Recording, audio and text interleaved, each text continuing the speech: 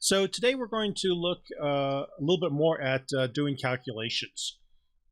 I'm going to create a new folder, and we're going to need a problem to go to. So I found this one on Khan Academy on the Pythagorean theorem. So you may have had this in school if you had some geometry. If not, basically what the Pythagorean theorem is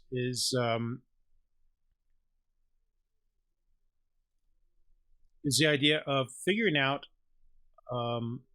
given two sides of a triangle, finding out what the third side is. So this is, and the formula is basically this. So here, A and B represent the opposing sides next to the 90-degree angle here. And you can call this one A and this one B, or this one A and this one B. But the C is the hypotenuse, which is the side opposite the 90-degree angle. And the Pythagorean theorem only works on right triangles, basically triangles which are at 90 degrees. So x would therefore be equal to, so x squared is equal to 4 squared plus 3 squared.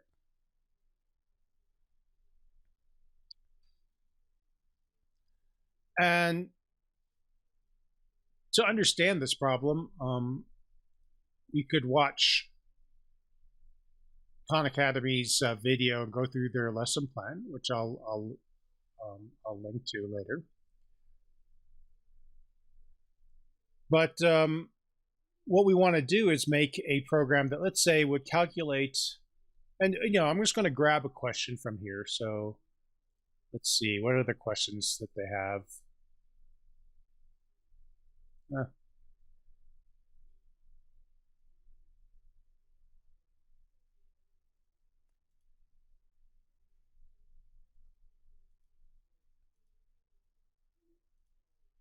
And so if we look at this, we can see that, yeah, this is the hypotenuse, which is opposite here.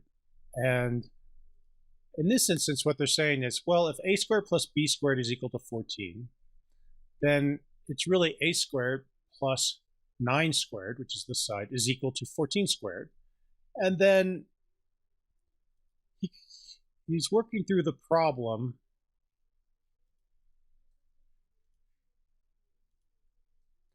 And you can see from this that a ends up being the square root of 115. Because if you start processing this, then here 9 squared is 81, 14 is 196. If you subtract 181 from both sides, then a squared is equal to 115. Then you take the square root of both sides, and that means a is equal to the square root of 115.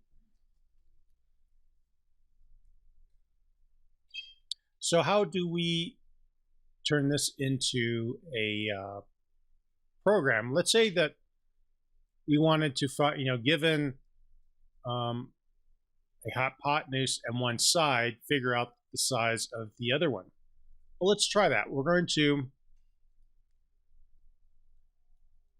go here, and I'm going to create a new folder and rename it to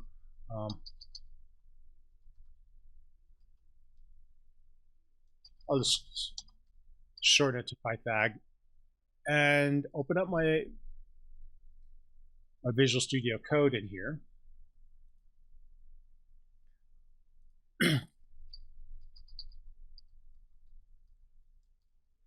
And I'm going to call this in Pythagorean A.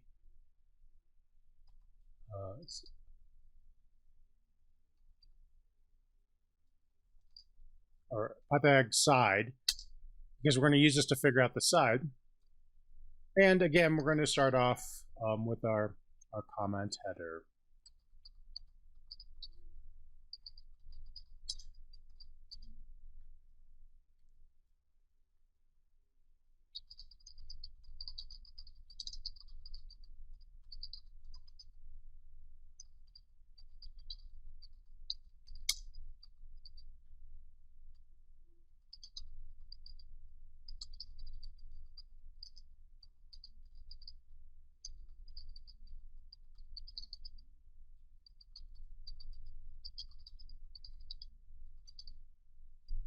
So we're going to find the length of the side of a right triangle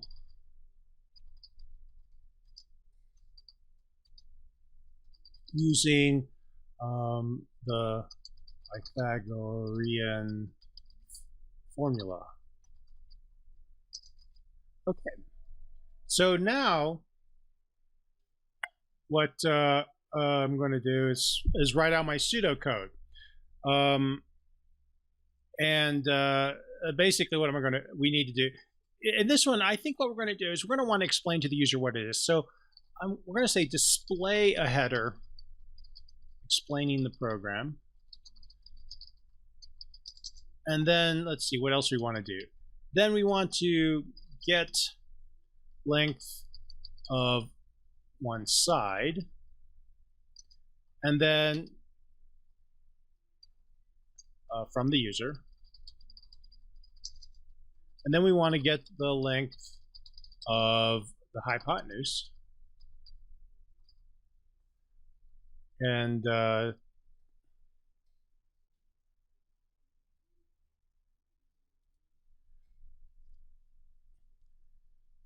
so here we can see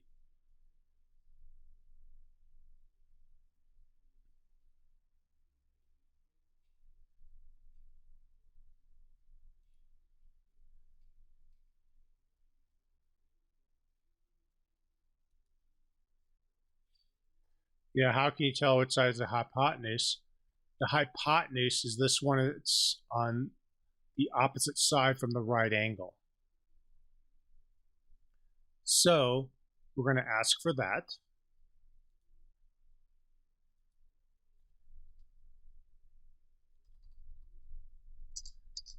And then once we have those two,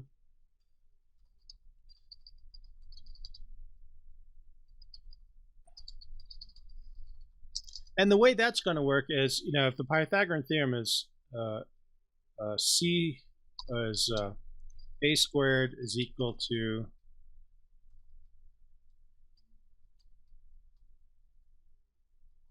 B squared, or actually it's this way. Usually C is considered so it's is equal to A squared plus B squared. And we want A. So to convert that, that means that A squared is equal to, so actually let's do it this way. It makes it easier to process. So A squared plus B squared is equal to C squared. And I'll use Python notation because might as well get used to it. So this is how so if that's the case, then we could say that A squared is equal to C squared minus B squared. Because we can subtract B squared from both sides. And then that would mean that A is equal to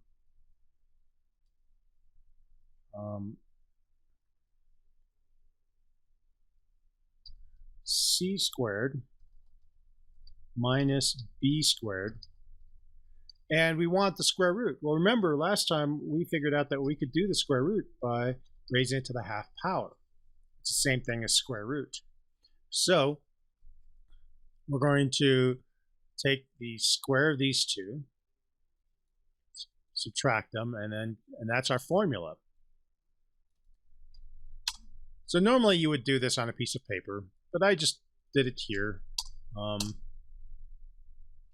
And so that we can kind of have it there. I'm going to tab this in actually so that we can see that this is going to be part of calculation. And then after you calculate the length of the side, we're going to display results.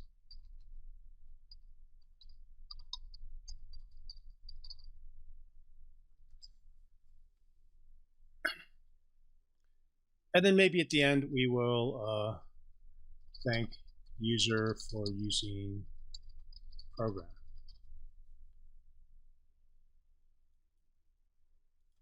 And this is just a goodbye message.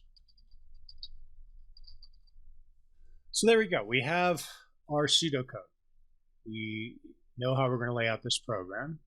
And so how can we display a header displaying the program? So, pause the program at the video at this point and just kind of think about that. And then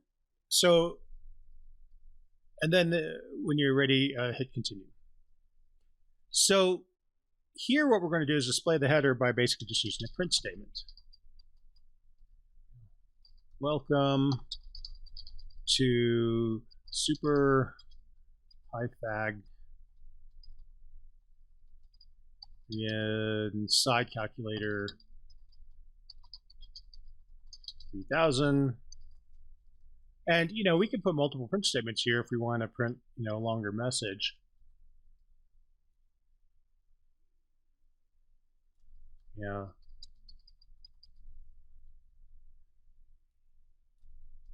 In the multiverse. Might as well do some good marketing.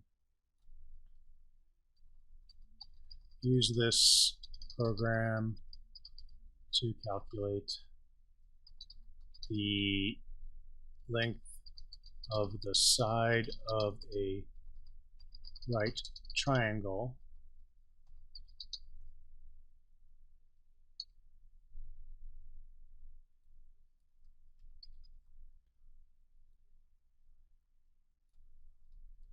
given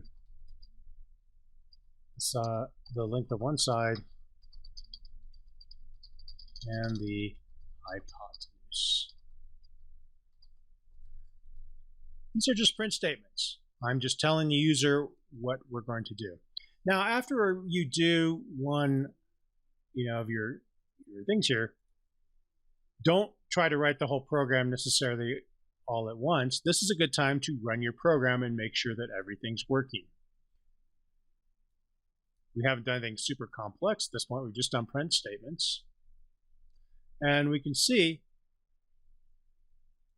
yeah, welcome to Super Pythagorean Side Calculator 3000, blah, blah, blah, blah, etc., etc. And we can see that it's displaying what we want. Let's say we wanted a spacer there. One way of doing it could be to put in a print. And if you just put a blank print there, we now have a space between these two sections. Maybe that makes it a little bit more readable. Another way we can add a carriage return between them is by using a special character, \n. \n is it represents an empty line, and you can place them anywhere you want. And now we've got this empty line between the two. And maybe we'll put one of those here as well, so that between our header and the rest of our code, we get some spaces. And those make your code easier to read. So how do we get, so now we've written one section of our pseudocode. Now we're going to go to the next one. And how do we do this? Well, basically we're going to apply the same thing we used in previous examples on how to get input. We're going to use an input statement. We need a variable to capture the input from the user, and we're going to give it a name. I'm going to call it given side because that's the one that the user is going to give us. And I'm going to pick float rather than int because these could be decimal values or not just whole numbers. And then I'm going to put my input in here and say, please enter the length of the given side.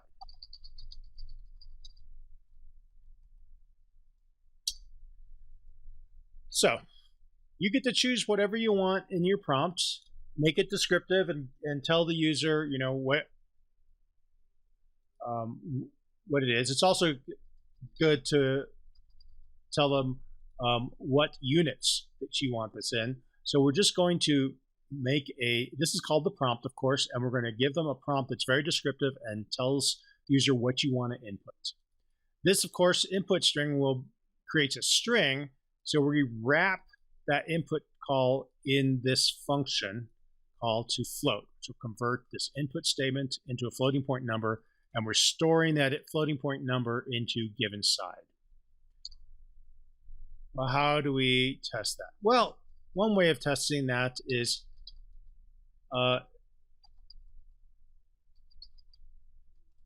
just temporarily, I'm going to do a little print statement here to print what we got out of there.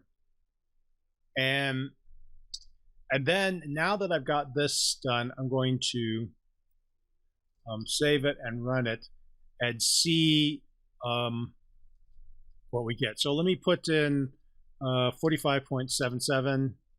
Please enter length of a given side in inches. And I can see that because it's not wrapped in quotes, I now know that this is a number and I'm getting what I want. Well, this print statement was just temporary. So now that I've confirmed that my input statement's working and it's giving me what I want, I'm just going to delete this print statement because I don't need it anymore. And then I'm going to get the hypotenuse.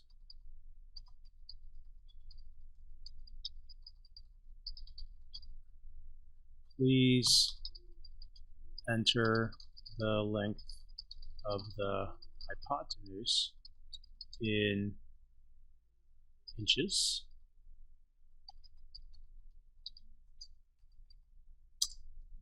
And so now I give them another question, convert it to float, and we're going to place it in there. And maybe temporarily I'm going to display this variable and just see if that works.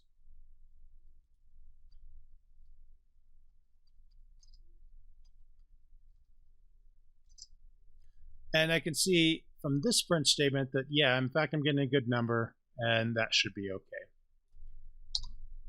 So now I'm here at my formula, and I've got all my work here.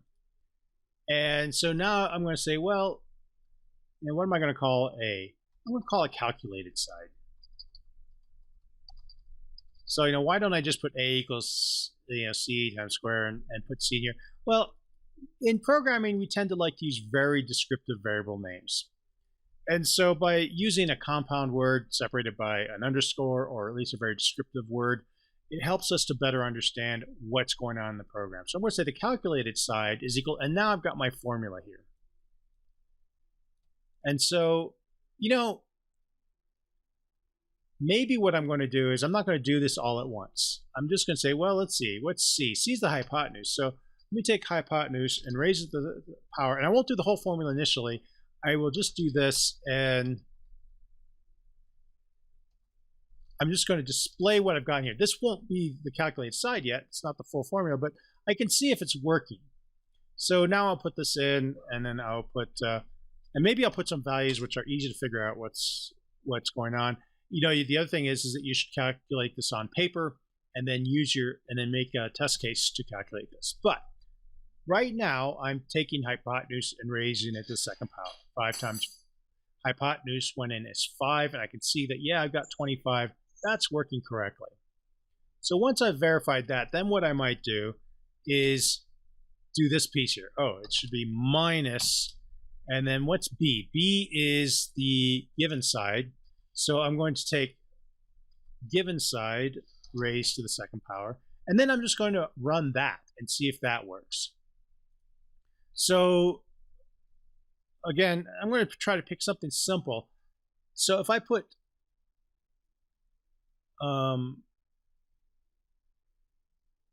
2 here, and I put 3 here, I should get 3 times 9. 3 times 3 is 9, minus 2 times 2 is 4. I should get 5.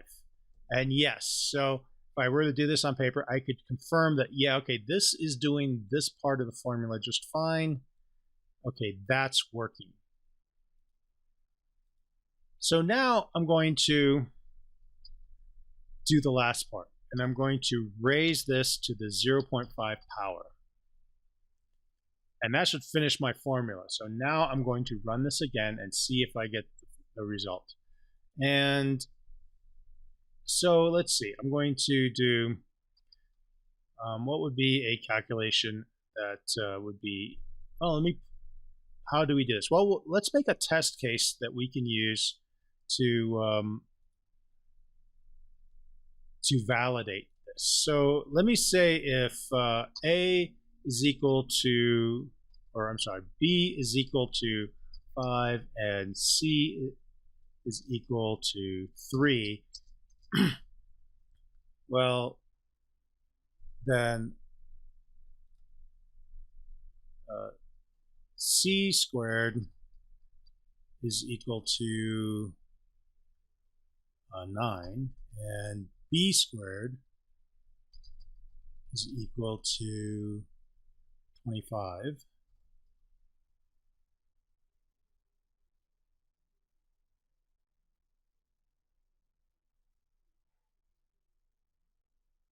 Yeah, that can't work because we can't have a hypothesis. So let's do this as, let's make this 2.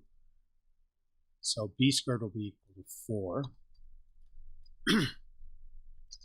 Then A would equal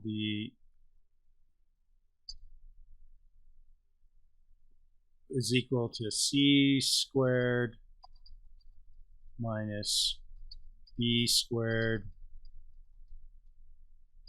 raised to the 0.5, which is equal to 9 minus 4 raised to the 0.5, which is equal to 5 raised to the 0.5, and I need the square root of 5. So I'll bring up a calculator.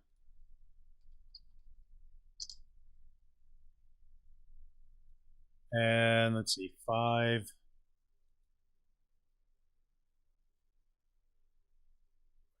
where's my exponentiation? Let's do a scientific. So 5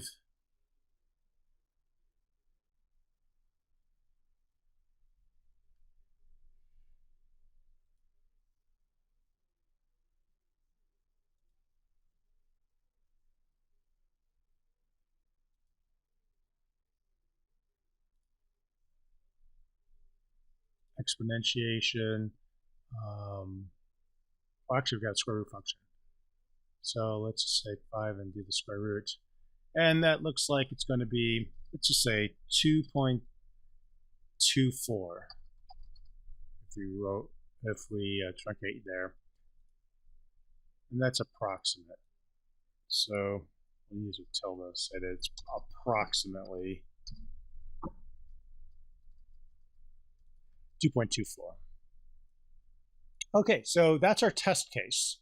And then what we'll do is we'll take that test case and we'll throw it into our program. And so I'll run this.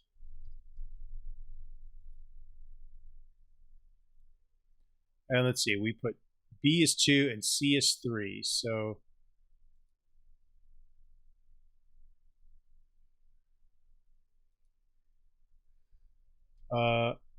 the length of the given side is 2, and the hypotenuse is 3. And yeah, we can see we actually got, pretty much exactly the number here. It's rounded off in our program. It's rounded off to about 9. It's rounded off right here, and you can see that it rounded it up because there's a limit to how much precision we can have in our program. But it worked. So we were able to make our program, test it. So now this is actually displaying the results. So I'm just going to take this print statement and move it down here. And that actually is our display. But, we want to make this a little bit more obvious to the user. So the length of the calculated side is, maybe we'll just do something like that. And so we're going to print this, and then we'll print this, and then we'll maybe put in just some print statements simple print statement. Thank you for using Super Side Calculator 3000.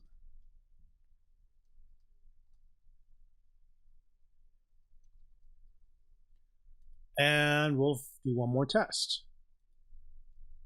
2, 3, got our results. And of course, we would throw in more test cases just to validate. And I think I want this on a separate line, so I'm going to put a \n at the beginning of this, and maybe one up here, just so we get an end of line and a space between them. And we can see now this makes it a little bit more readable by having this extra line between the two. And that's basically how we can make a program that calculates, it takes a complex formula, or not super complex formula, but a reasonably complex formula, and do some calculations. Thank you very much.